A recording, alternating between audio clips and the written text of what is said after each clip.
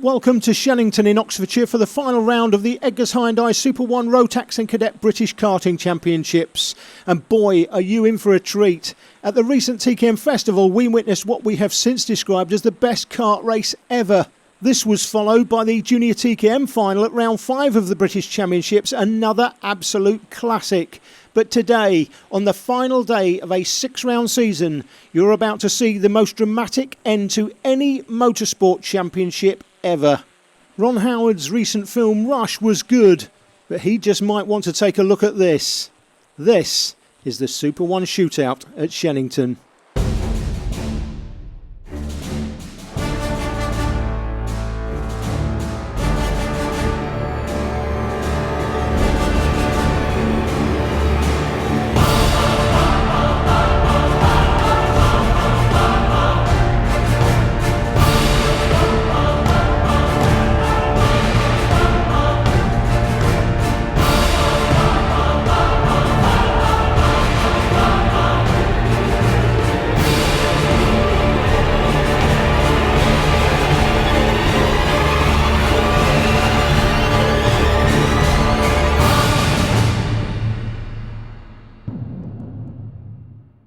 In last week's programme, if you were watching, we had the first ever race featuring pooled engines that were drawn by lot by the drivers. And I'm joined here by John Hoyle, the organiser of Super 1, and George Robinson, who's the spokesman for the engine importers, Jag. John, first of all, great success last week. So moving forward, you're going to see more of that next year?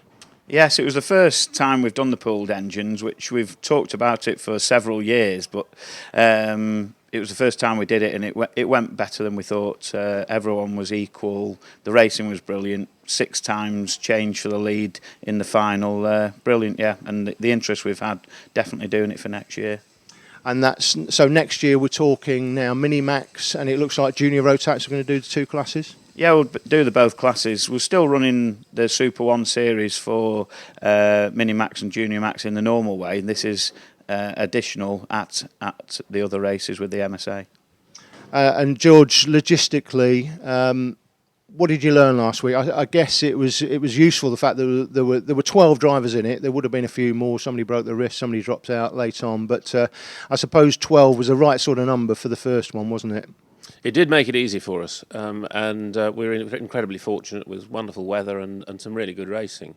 We'd actually prepared for up to 20 drivers with equipment on hand to do that. What we learned was that we need to sharpen up on the administrative side just to make it run more smoothly on the collection point and the recovery point of the engines. All the engines came back in perfect condition. We had a great race meeting because, as I said, the weather was fantastic. So, it looked really good, and everybody's been very complimentary. I haven't really said a word. I don't want to bull up my own product, but, it's been very, very positive. We're very fortunate. Yeah, I agree. I've had a lot of positive feedback just from talking to people around the paddock as well. And the racing, John, was really close, wasn't it? I mean, we had a couple of drivers, unfortunately. It is interesting that Elliot Harvey, unfortunately, was involved in an incident. I think Cameron McLaughlin and he tangled. But both of those drivers, although I think Cameron, unfortunately, was excluded at some point at the end of the race for contact. But that notwithstanding, both Cameron and Elliot undoubtedly would have been up there at the finish as well. Both of them had good weekends, and they can take the positives out of that, can't they? Because it was pretty even. Yeah, it was really good. Some of the favourites for the final, didn't actually win the final, so it added to the excitement. We had one of the World Championship winners in Micromax. He was on the podium, and everyone thoroughly enjoyed it. Now, the Super 1 series for the last few seasons, the timing's been handled by Tag Heuer and a gentleman alongside me, Ian Rogers, who's Tag's representative here at the Super 1 rounds. Just explain how the system's been developed over the last few years. It's pretty awesome. There's a big internet presence now. People can follow the racing live on the internet, can't they?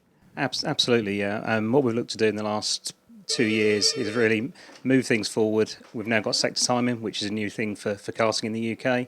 And today, hopefully, we're looking to virtual championships as well. So when we get to the last races this afternoon, we should see that people move up and down the championship table in real time as they overtake one another on the circuit. Yeah, that's a fantastic innovation. So people watching the live timing screen in the Super 1 control centre, as the race is developing, they're going to see the championship points as the race is going on. So if somebody overtakes somebody, you'll see them flipping up and down in the championship table. Exactly that. In the table itself, it will show you if you're green, you're going forward in the table. If you're red, you're moving backwards. But literally in real time, as they're overtaken on the circuit, the championship tables will be updating online. So that's the plan for this afternoon. And what about next year? Looking forward, you got some other plans? Yeah, there's a few things we're trying to do. Some more interaction with the internet, certainly via the results services. We're looking to introduce camera technology on the start and finish line as well, which is important, both from a safety point of view at the starts, and also we get more and more close finishes at the end of races. So that's another thing we're looking to do for the future. And of course, although we've got all the technology here, three laptops, I was having a go at the lap scoring earlier on. You still got, that's the old school way of doing it, and it's difficult. Absolutely. So what we do, any race meeting, basically, we'll have a main timing system, which we have here. We've got a backup timing system, and then we also have a lap score as well, which is an MSA regulation. So we're belt braces and more braces effectively. I've only got 8. How many have you got? All of them. How did you get all of them? That's what I did when I first started. I can't get more than 8. See, I know why she's better than me, because she's got all the food. She's got the French fancies, the aero bar, the counters, deep ridge and Capri Sun. That's why she's better than me. Well, leading into the best end to a championship season ever, it's the Coma Cadet race coming up after the break. The championship leader coming into the round, Alex Quinn.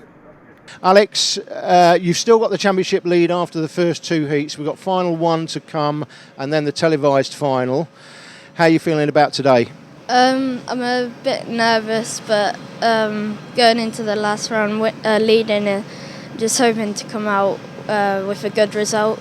So, yeah. And where are you going to be on the grid for final 1? Do we know that yet? I think I'm starting 5th, so I had difficult heats because I had some technical issues with my engine, so I'm not able to use my best engine. But hopefully I can get a good start and get with people like Ollie and Will and Johnny, who's been quick this weekend. So it's basically Tom Wood and Oliver York you're up against. A lot's going to depend on this first final, but it looks like it's going to be an exciting televised final. Yeah, if I do well in this first final, then it'll make the second final a bit easier. So, yeah. Okay, well that's the one we're televising, the second final. Good luck. Thank you.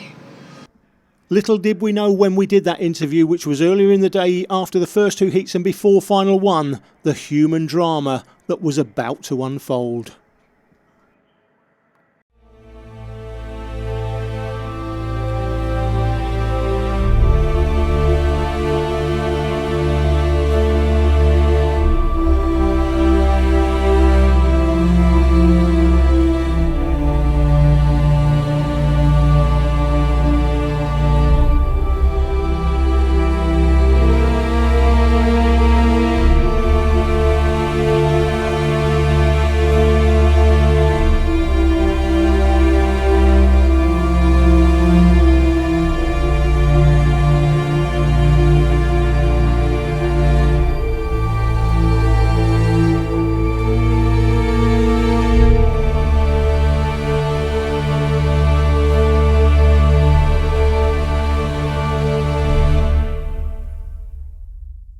Three drivers, only one title available. The winner on the track between Quinn, Wood and York will take the championship. It's as simple as that. It's as exciting as that. We've never had an end to a championship season like this. York will go off pole, Wood off P2, Quinn's right there, but he's back on P6, close enough if good enough, and we know that he is. This is going to be an absolute spectacle, the best kart race you have ever seen in your life. In fact, I've seen documentaries with less human drama than this, and it's all coming up after the break.